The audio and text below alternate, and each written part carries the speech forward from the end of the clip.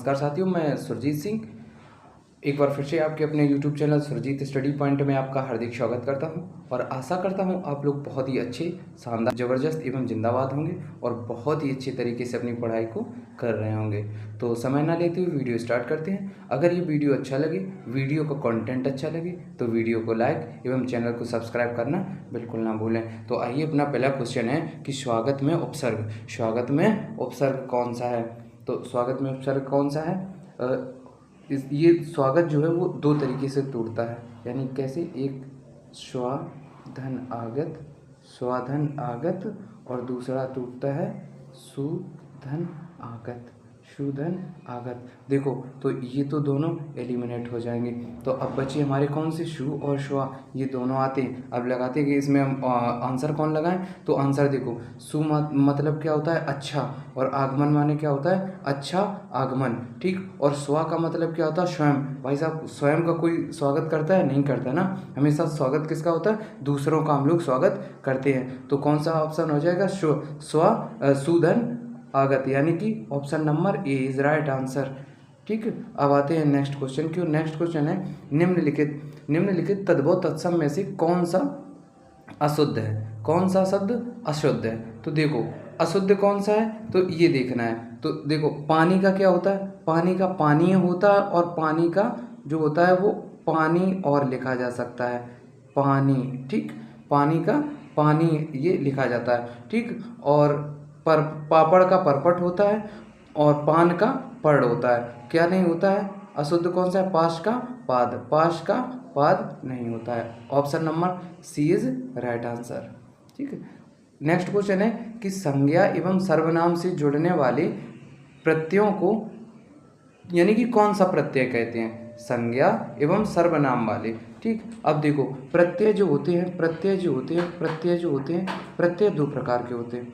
प्रत्यय जो होते हैं दो प्रकार के होते हैं। कौन से? एक होते हैं कृत प्रत्यय और एक कौन से होते हैं? तद्धित प्रत्यय। एक कौन से होते हैं? तद्धित प्रत्यय। देखो, वो एक होते हैं तद्धित प्रत्यय। तो देखो, कृत प्रत्यय का सिस्टम होता है जो धातुओं से मिलकर बने होते हैं, यानी कि धातुओं मतलब यानी कि क्रियापद से निर्मित पद जो होते हैं उन्हें हम क्या कहते हैं? कृदंत प्रत्यय कहते हैं। कृदंत या कृत प्रत्यय कहते हैं। और तद्धित प्रत्यय का क्या सिस्टम होता है? तद्धित प्रत्यय का सिस्टम होता है कि संज्ञा व सर्वनाम और प्रत्यय से मिलकर तद्धित प्रत्यय बनती है। इसे हम क्या कहते हैं? इसे हम तद्धितांत भी कहते हैं। इसे हम तद्धितांत भी कहते हैं। तो ऑप्शन हमारा क्या हो जाएगा? ऑप्शन हमारा हो जाएगा कि संज्ञा एवं सर्वनाम। तो संज्ञा एवं सर्वनाम से कौन से बनेंगे? तद्धित प्रत्यय। Option number C is right answer. Next question की ओर चलते हैं। नेक्स्ट क्वेश्चन है कि सा वर्ड का जो उच्चारण है वो क्या है? सा वर्ड का उच्चारण जो है वो क्या है? देखो, हमेशा बताए कि सा वर्ड का उच्चारण, इस सा वर्ड का उच्चारण क्या होता है? दंत। इस सा वर्ड का उच्चारण क्या होता है? दंत। और तालव्य कौन सा होता है? तालव्य होता है ये वाली सा, ठीक। ये वाली सा, यानी जिसे हम सीटी वाली सा बोलते थे, ठीक। अब इसे क्या बोलेंगे? आज से इसे क्या बोलेंगे? तालव्य सा, ठीक। और ये कौन सी होती है? ये वाली सा जो होती है, जिसे हम षटकोण वाली सा बोलते थे, इसे बोलते हैं मूर्धन्य सा। तो आज के बाद कौन सी सा बोलेंगे?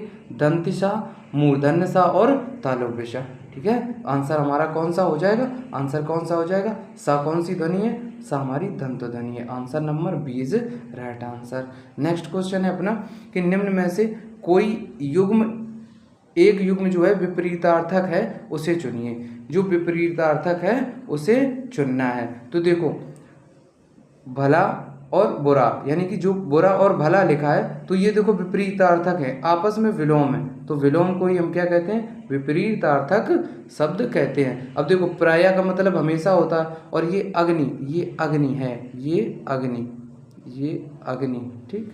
अग्नि का होता अग्नि, अनल, ठीक। गूंगा और मूक ये सेम होते। तो आंसर नंबर फर्स्ट हमारा ही राइट आंसर हो जाएगा। नेक्स्ट क्वेश्चन है कि निम्न शब्द युग्म के विकल्पों में कोई एक विकल्प सही नहीं है, गलत युग्म का चयन करना है। गलत युग्म का चयन करना। देखो, वली और बली, यानी कि क्या होना चाहिए? इसे क्या बोलते हैं? श्रुति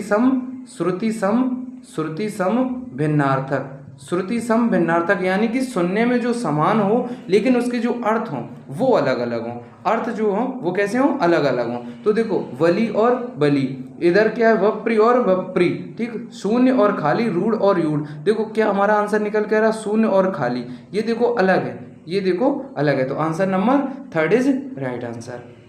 नेक्स्ट क्वेश्चन है कि अधोगति का संधि विच्छेद क्या है। अधोगति का संधि विच्छेद, देखो अधो यानी कि देखो ये दो में आती है, एक विसर्ग में आती है ओ की मात्रा, और एक किस में आती है, एक किस में आती है, एक आती है गुण में। तो गुण काहे का भाग होता है, गुण संधि किसका भाग होता है, वो होता है स्वर संधि का। तो गुण में क्या होगा, स्वर प्लस स्वर होंगे, और विसर्ग में क्या होगा, स्वर प्लस व्यंजन या व्यंजन प्लस विसर्ग, कुछ भी हो जाता है, ठीक। अब देखो इसे तोड़ते हैं तो क्या टूटेगा, अधो यानी कि अधो प्लस गति, यानी कि आधा प्लस गति, ये टूटेगा, ठीक। अब देखो यहाँ पे ओ है, यहाँ पे ओ है, ठीक, यहाँ पे यानी कि स्वर है, लेकिन यहाँ गा से प्रारंभ हो रहा, तो गा क्या है, व्यंजन, गा क्या है, व्यंजन, तो इससे हमारा क्या बन जाएगा, विसर्ग, यानी कि आधा प्लस गति, आधा प्लस गति। आशा करता हूँ ये बहुत ही तुम्हें समझ में आया होगा, ठीक है। तो ये अपना बी इज राइट आंसर हो जाएगा।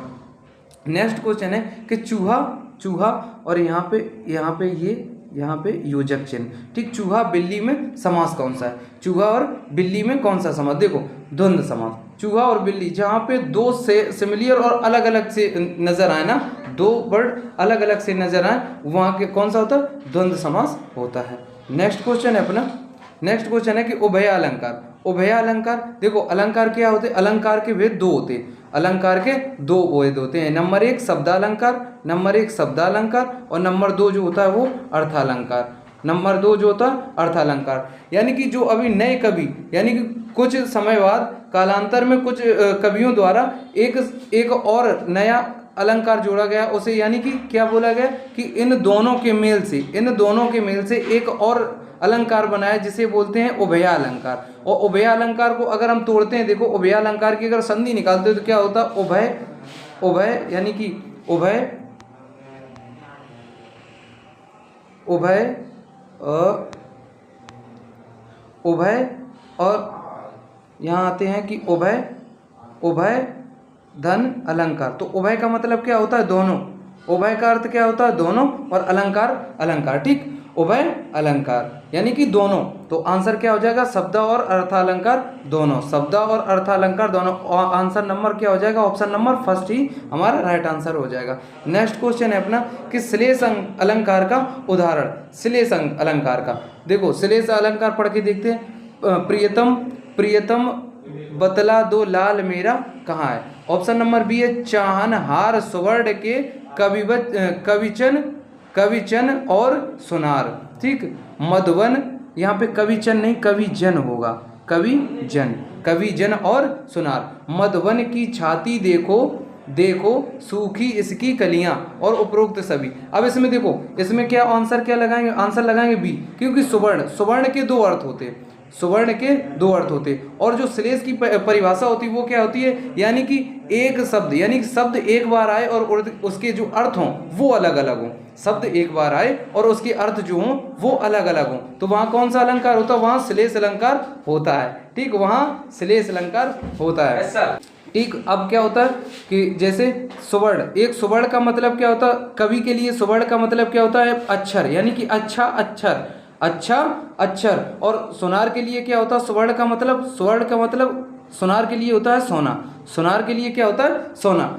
अब आते हैं नेक्स्ट क्वेश्चन की ओर। नेक्स्ट क्वेश्चन है अपना कि दम्भ, दम्भ का पर्यायवाची, देखो जिस वोकैब तो मजबूत करना पड़ेगा और वोकैब पढ़नी भी पड़ेगी, और कई किताबें और उनसे हमें बहुत मजबूत इसे करना होगा, क्योंकि वोकैब से 3 से 4 क्वेश्चन आते हैं, ठीक है। अब आते हैं दम्भ, दम्भ का पर्यायवाची, देखो दम्भ का क्या होता है, दम्भ का मतलब होता है घमंड, दम्भ का मतलब होता है घमंड, और घमंड और दर्प, तो आंसर क्या हो जाएगा, दर्प, दर्प माने भी होता है क्या, घमंड, ऑप्शन नंबर बी हमारा ही राइट आंसर हो जाएगा। नेक्स्ट क्वेश्चन है कि छाती पीटना, छाती पीटना मुहावरे का सही अर्थ क्या है, छाती पीटना मुहावरे का क्या अर्थ है, तो देखो जहाँ पे सेम आ जाए, जहाँ पे सेम आ जाए वहाँ तो एलिमिनेट कर दो, नहीं हो सकता। छाती पीटना जैसे कह देते हैं ना, शोर प्रकट करना, यानी कोई चिल्ला रहा है, छाती पीट रहा है, ठीक, यानी कि शोक प्रकट करना, ऑप्शन नंबर 3 ही हमारा राइट आंसर हो जाएगा।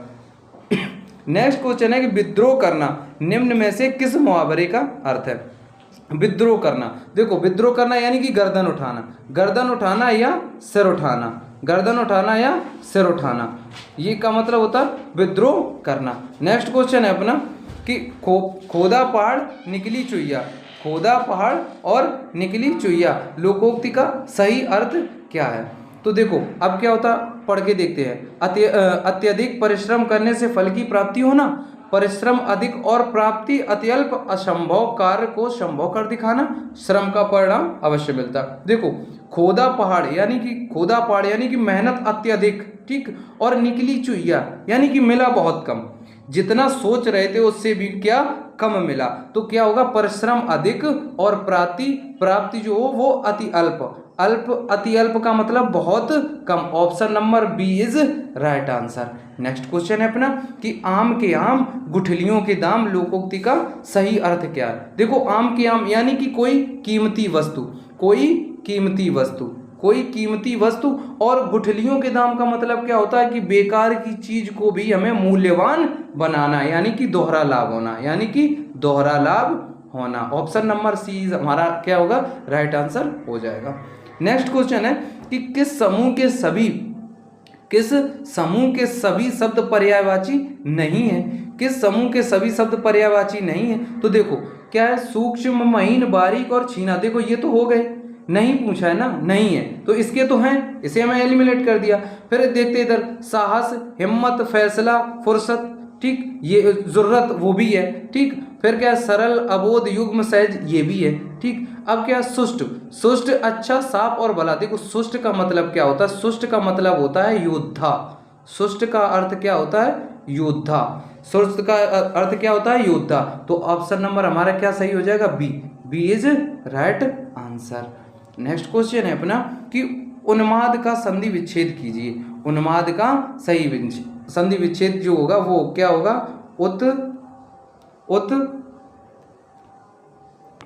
उन्माद यानी कि उत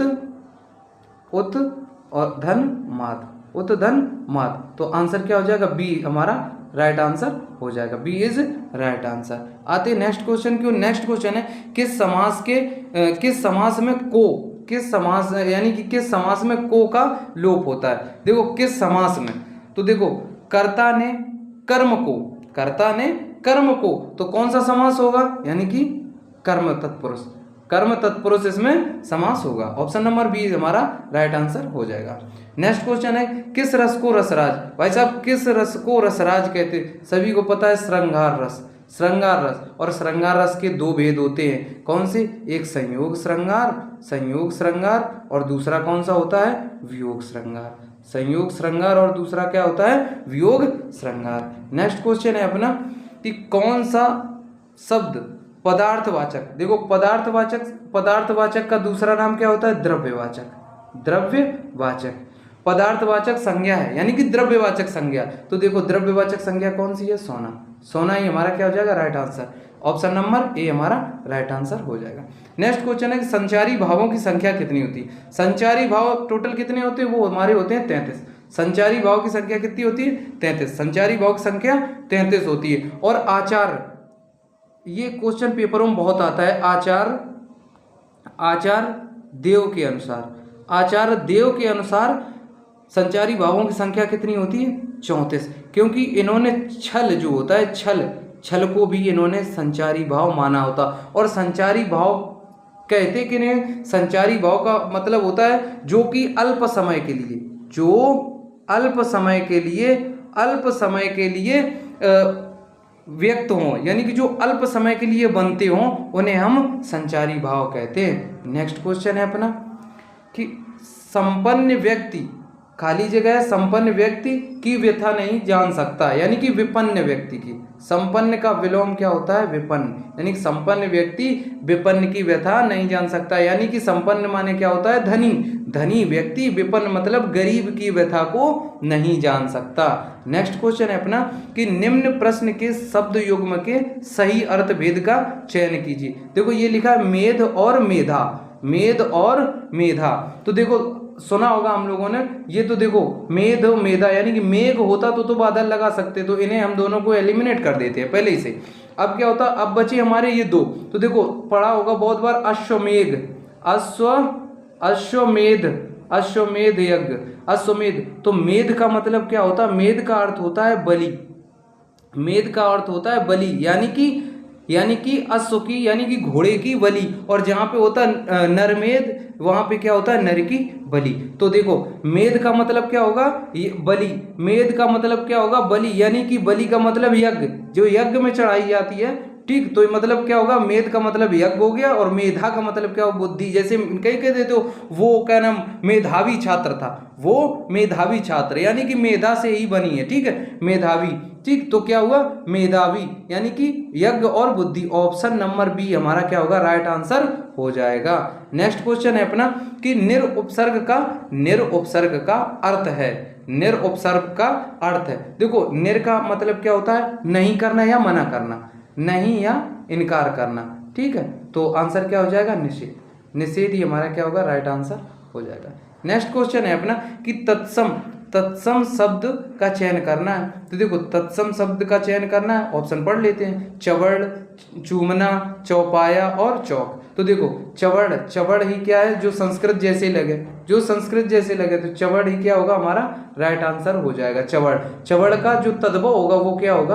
वो होगा हमारा चबाना, वो होगा हमारा चबाना।